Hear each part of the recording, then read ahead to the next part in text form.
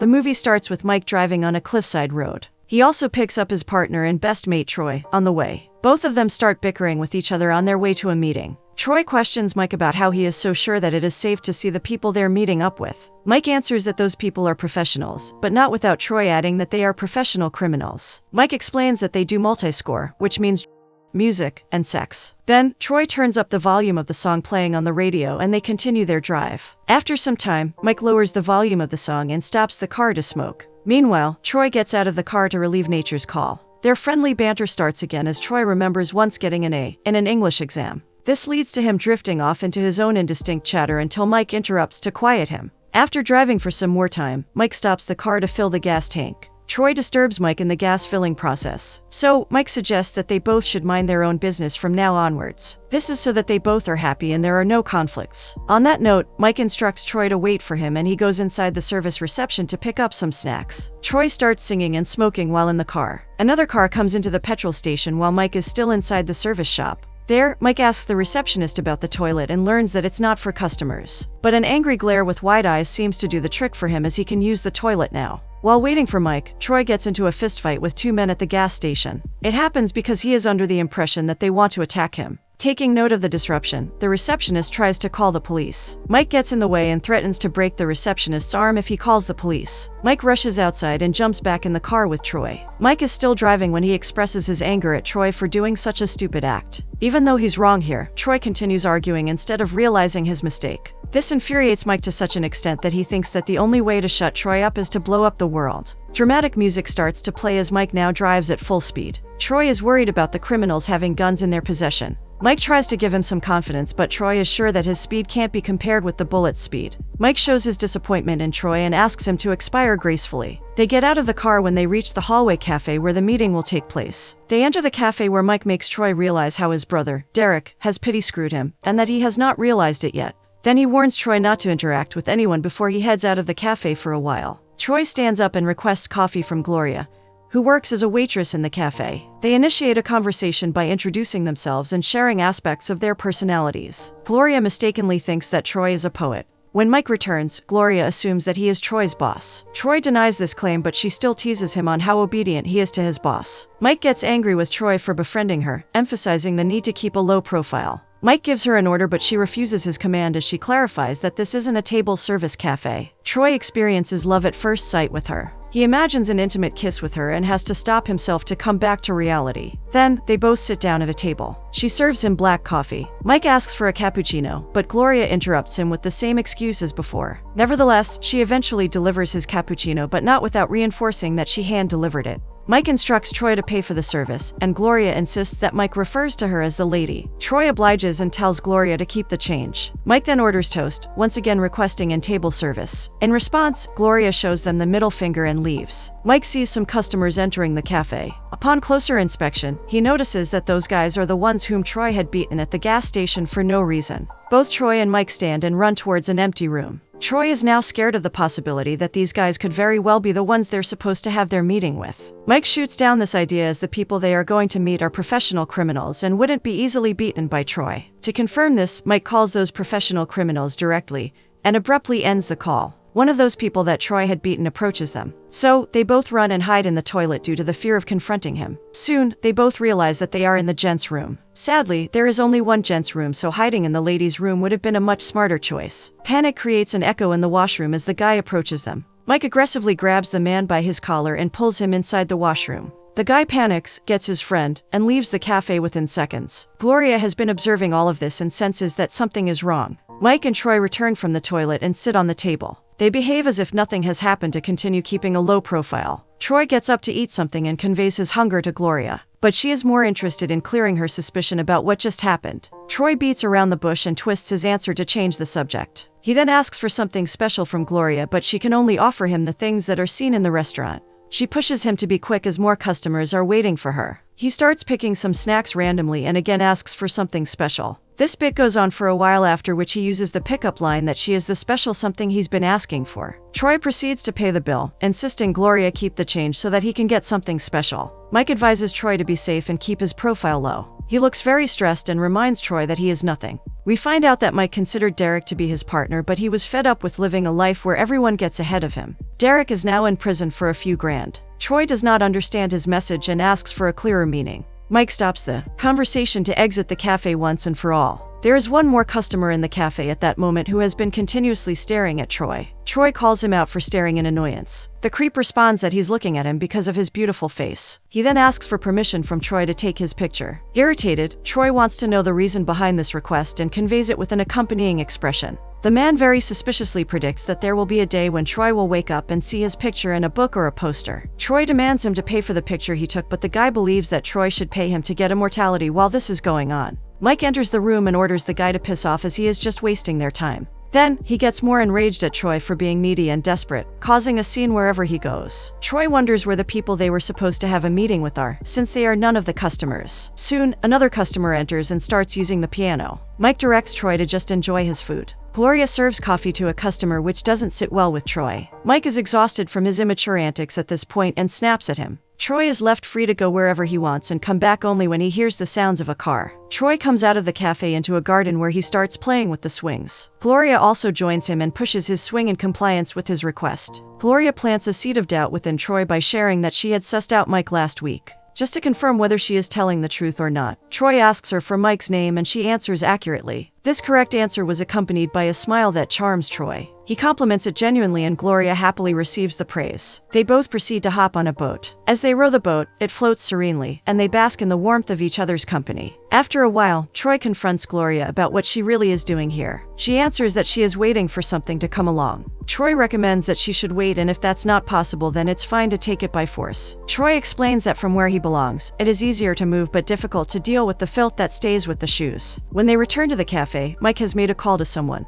He has made it very clear that the task should be done without causing any harm to Troy. The caller on the other end laughs at this idea and drives Mike to change his mind. They also agree with him in the decision to stick to their original plan. The photographer customer approaches Troy once more. He instantly catches the energy of love between Troy and Gloria and wants to take a picture to capture their chemistry. He calls it immortally youthful and the couple agrees to get their picture taken. A song starts where Mike is facing an internal conflict, bracing himself to be ready to fight. Meanwhile, Troy and Gloria bust out different poses that result in dazzling photos. As the story unfolds, it is revealed that Derek helped Mike secure some cash, but he ended up going to prison, which is why they could not do anything with that cash. Now Derek's brother, Troy, is the only person who also knows where the cash is. As soon as Mike is sure that the cash is in hand, he won't hesitate before revealing his true maliciously twisted nature. However, it is also true that he needs backup. Troy comes in handy here as he is easy prey. The photographer gives the photo back with pleasure and satisfaction in the fact that Troy is immortal now and will live forever. Mike again scolds Troy for being overly friendly with everyone in the cafe. Troy doesn't like the way he is treated by Mike but trusts him nevertheless. Mike inquires whether Troy has proposed to Gloria yet.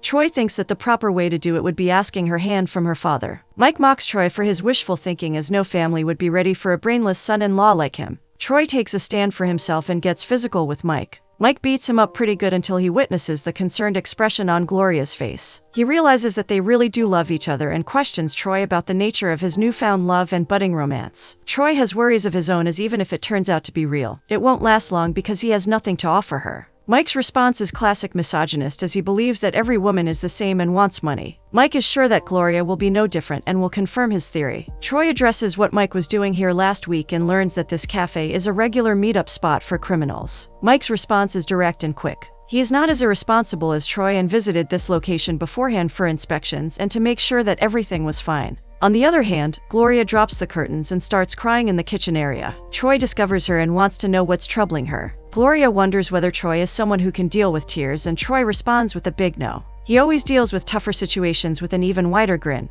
which is a valuable life lesson for Gloria. A smile creeps up on her face and Troy imitates her joy. Feeling much better now, Gloria sends him out of the kitchen and promises that she is okay now. Another song begins that shows Troy's sentiments for Gloria. She has brought him the old life he once used to envision. He can't overlook her kindness, and his actions must match to get her the best that she deserves. He can be better for her. Gloria also feels strongly about him, as he doesn't seem like a stranger to her. He makes her feel so strong and she wants to make him feel the same way too, so she must also improve herself for his sake. They both agree on the idea of being someone else, to live a better life. As the song draws to its end, Troy hears the sound of a car that was decided to be a signal of his entry. He rushes out of the kitchen, complimenting Gloria's smile one last time. He sees a lady inside the car, which causes him to think that the car isn't for them. But the lady starts honking relentlessly. Gloria steps out of the cafe and has a heated argument with the lady. Troy and Mike witness this whole drama and are surprised when the argument ends with Gloria kissing that woman. Mike bursts out into loud laughter as no one saw this coming.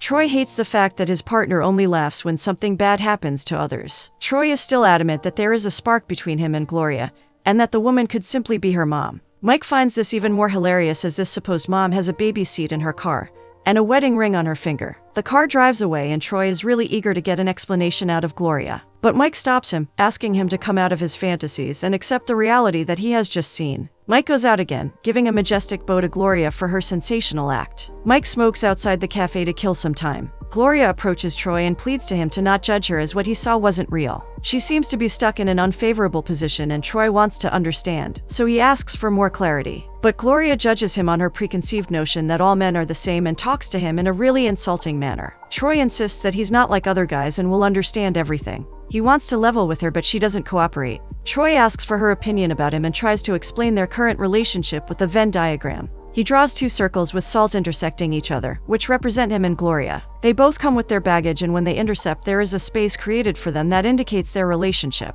Mike calls the criminals again to navigate them to the cafe. Meanwhile, inside the cafe, Gloria explains how she blackmails that married lady who expects Gloria to keep her mouth shut and not reveal anything to her husband, or at the school where she teaches. That woman used to be Gloria's French teacher in school too. That is all the baggage in her circle, so Troy comes up with an idea. They can pretend to run away together, but Gloria rejects this idea immediately. This is because she lives in the real world and does not want to go from dealing with one problem to landing in another sticky situation. Gloria appreciates Troy's sweetness but does not consider him smart enough to support the two of them. This causes Troy to bring up his share of the money and voice what the situation would be like if he had 10,000 pounds on him. While that would make him appear less sweet and smarter, it can't be denied that the money is not clean. Gloria has a problem with this too because she can't get attached to someone who can go to prison indefinitely at any moment. Troy then resorts to capitalizing on Gloria's love for boats that he witnessed earlier while rowing. He shows her the dream of a life they can spend sailing together, and she can even take other people out into the sea. She won't be on the road.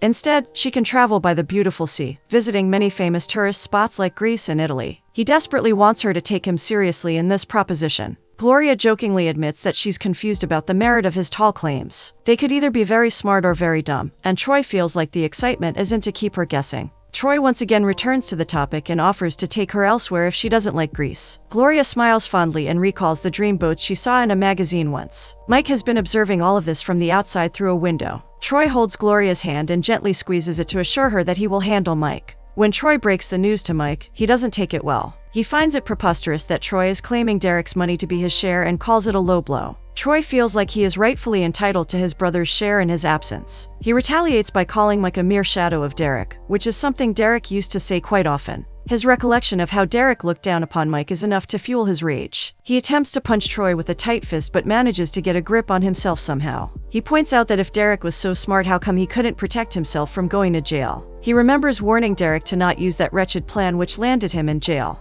The only good thing Derek ever did was to stack the cash before getting caught. But he had to ruin that for Mike too by keeping him in the dark about the money's location. Once they're both back inside the cafe, Troy reiterates that the money will be divided equally between them. This time, Mike assures him that he'll get his share. More customers arrive at the cafe, but not one of them is the one that Mike has been waiting for. Troy brings up an old memory of poker night during a conversation. He remembers Mike crying about losing all his pocket money in a poker game to Derek. Mike shuts him up and argues that he does not cry at all. Troy goes to the toilet while Mike meets up with his real partner, Sal, in her car parked outside the cafe. She asks Mike if he is still having second thoughts and wants to know about his final decision now. Mike answers that Troy is just like one of his own and that is why he has these hesitant thoughts. Sal adopts a convincing tone to make her point that they have no other option but to get rid of Troy. This is so that when Derek comes out of prison, he won't target them if he is under the impression that Troy perished in a deal that went bad. They will have to stage a setup like this even though Mike feels bad about it. She reminds him that she will have to do all the dirty work and gives him some instructions. She commands him to wait for the right time when the cafe is closing to make sure the waitress is busy. Once Mike is certain that he is spotted inside the cafe, he has to send Troy outside using any excuse. Mike makes Sal aware that Troy is indeed fast, so she must be careful. Sal is not very worried because he can't be faster than a bullet, and the work would be done successfully, so he doesn't need to worry. A song comes on when Troy is surprised to see Gloria sneak into the restroom to meet him.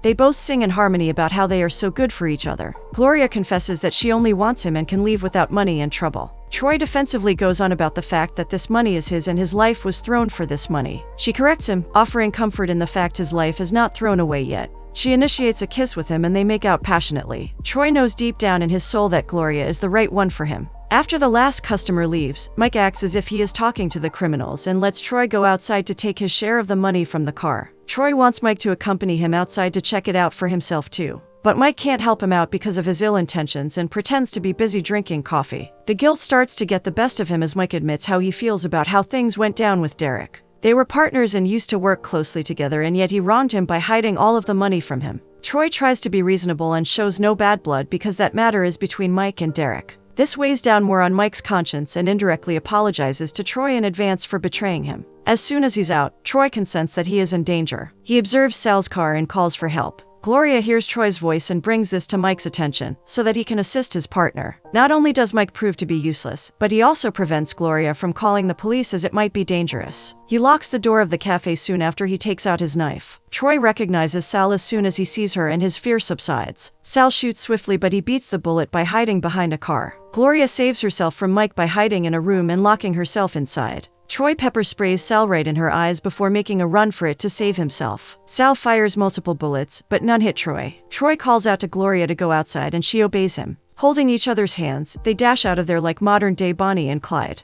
After sending Gloria to safety, Troy calls out Mike for stooping so low. He is ready to give away all the money to Mike if he needs it so desperately. Mike is still figuring things out when Troy laughs in his face. Within seconds, Mike is hit by a wooden stick from behind as Gloria is now Troy's accomplice. Naturally, he falls unconscious. Then, Troy takes out a gun and Gloria pleads with him not to murder. Troy complies and throws the gun away. Sal is still unable to see anything and struggling because of the pepper spray. To seal the deal, Troy sprays her one more time before returning to his car. Troy and Mike sit in the car. They have successfully pulled off a heist like no other. Troy boasts that he is indeed faster than a bullet. They have 20,000 pounds now, along with the chance to have a fresh start to their awesome bougie lives.